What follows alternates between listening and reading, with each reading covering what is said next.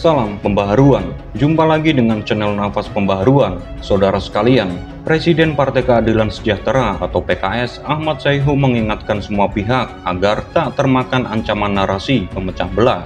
Hal itu disampaikan Sayhu saat menyampaikan pidato pada peringatan HUT kemerdekaan ke-77 tahun di kantor DPTP PKS. Selain krisis global dan ekonomi, Sayhu menyoroti ancaman disintegrasi akibat narasi yang dapat memecah belah. Satu dari dua partai oposisi di parlemen itu mengajak semua pihak untuk menjaga keutuhan NKRI. Masalah lainnya adalah ancaman disintegrasi bangsa akibat banyaknya narasi-narasi yang memecah belah yang terus saja diproduksi. Jika ini dibiarkan, maka potensi perpecahan bangsa akan semakin nyata, kata Sayhu dalam pidatonya. Sayhu juga turut menyinggung kenaikan harga minyak goreng dan BBM yang dinilai kini menyulitkan rakyat. Kita miris emak-emak yang kesulitan untuk memperoleh minyak goreng, bahkan harus berebutan dan saling sikut satu sama lain, kata dia. Kita patut merenung, ternyata untuk mendapatkan hak-hak dasar saja, rakyat masih kesulitan. Bahkan hari-hari ini masyarakat juga mengeluhkan kenaikan harga BBM.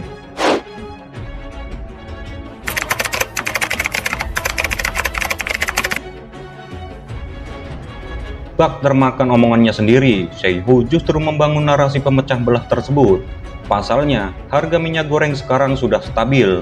Sistem pemantauan pasar dan kebutuhan pokok Kementerian Perdagangan atau Kemendak, harga minyak goreng semua jenis pada tanggal 18 Juli 2022 turun dibandingkan tanggal 15 Juli 2022. Tercatat secara nasional harga minyak goreng curah turun menjadi Rp15.100 per liter. Dan minyak goreng kemasan premium menjadi Rp20.300 per liter. Dari pantauan CNBC Indonesia, harga minyak goreng di retail modern juga turun. Tak hanya karena program diskon per retail, tapi jika dibandingkan harga di pertengahan Maret 2022, kini tak lagi terlihat harga minyak goreng kemasan bermerek di atas Rp50.000 per kemasan 2 liter. Lebih lanjut, menanggapi narasi Sayhu soal kenaikan BBM yang membuat masyarakat terbebani, dikutip dari Kompas.com, harga BBM Pertamina mengalami perubahan mulai 3 Agustus lalu. Meski begitu, harga Pertalite masih sama dengan ketentuan yang berlaku sebelumnya karena belum ada keputusan dari pemerintah.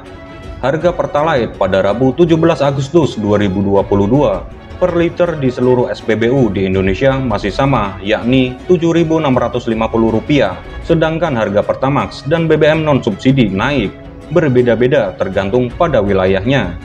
Selain karena tidak disubsidi, harga Pertamax tercatat lebih mahal daripada harga Pertalite per liter, mengingat dua jenis ini memiliki perbedaan nilai oktan. Pertalite adalah BBM bersubsidi yang ditargetkan untuk masyarakat menengah ke bawah.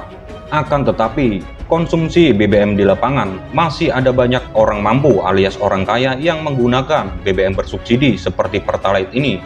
Menanggapi hal ini, staf khusus Menteri BUMN Arya Sinulinga mengatakan orang kaya seharusnya menggunakan BBM non-subsidi seperti Pertamax atau di atasnya, bukan Pertalite.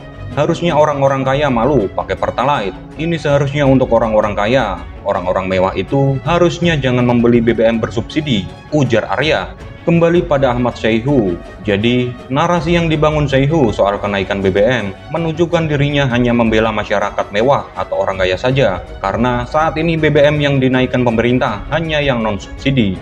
Diketahui, Ahmad Sayhu adalah seorang politikus Indonesia yang menjabat sebagai Presiden Partai Keadilan Sejahtera atau PKS. Mengingat jejak digital Partai Keadilan Sejahtera atau PKS, pegiat media sosial Denny Siregar menyebut bahwa stigma PKS terlanjur buruk sebagai partai politik.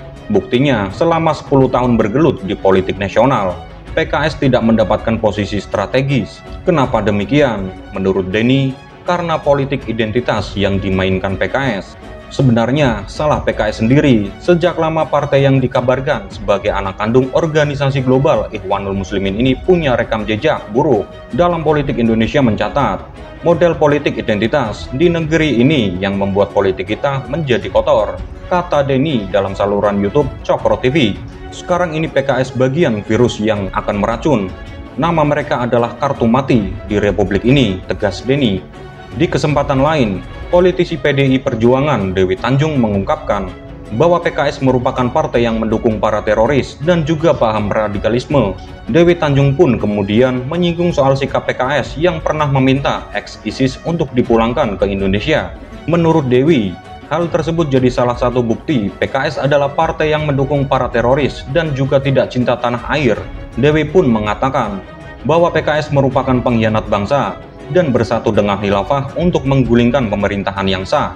PKS mendukung para teroris dan radikalisme yang terjadi di negara ini. PKS juga pernah meminta ex-ISIS untuk dipulangkan ke Indonesia. Terbukti PKS jelas bukan partai yang cinta NKRI. PKS pengkhianat bangsa. Khilafah menyatu dengan PKS tujuannya untuk menjatuhkan pemerintahan yang sah, ujarnya. Ia kemudian menyebut para istri yang ikut pengajian di PKS harus siap dipoligami. Kata dia, sang istri yang ikut pengajian di PKS harus mengikhlaskan suaminya menikah lagi. Kalau ikut pengajian di PKS, harusnya udah siap ikut program poligami. Di PKS kan istri wajib mengizinkan suami nikah lagi lebih dari 1, 2, 3, pokoknya boleh sampai 4, sebut Dewi Tanjung. Tak hanya itu, Dewi Tanjung memberikan prediksinya soal nasib PKS di pemilu tahun 2024 mendatang. Kata dia, PKS akan tenggelam dan para pengikut khilafah serta paham radikal akan dimusnahkan oleh kekuatan Tuhan.